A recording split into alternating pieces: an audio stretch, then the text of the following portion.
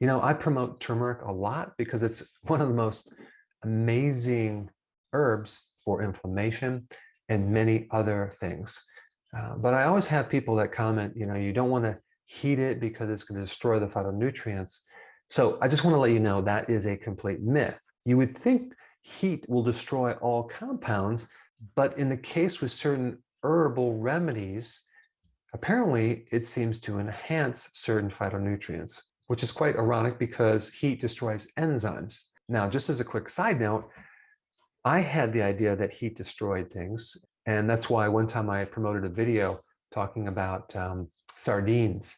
And when they can sardines, they destroy the omega-3. And I just assumed that. Of course, I never tested it. And I put this video out. And then I felt a little weird about putting the video out when I personally never tested the omega-3 from canned tuna or sardines.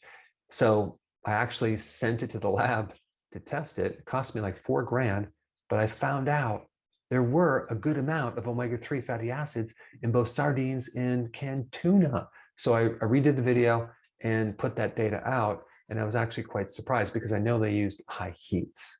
So apparently when you cook things, it might destroy certain things, but not other things. But this video is on turmeric because it's such a powerful and popular compound.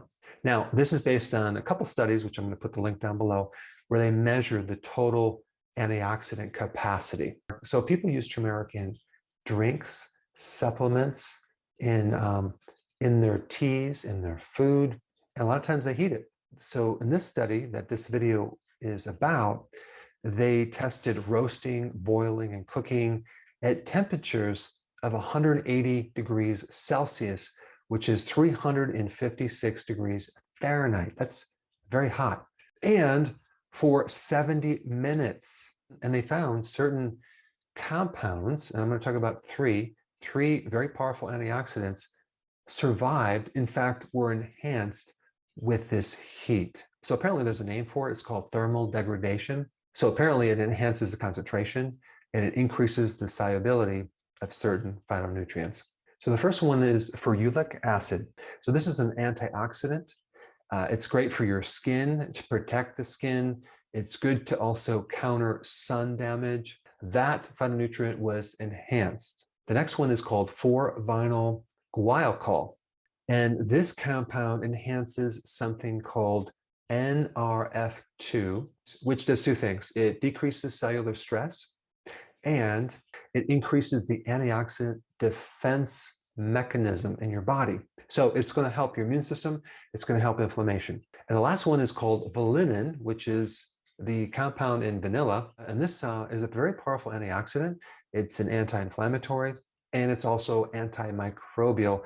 It's used even as a preservative.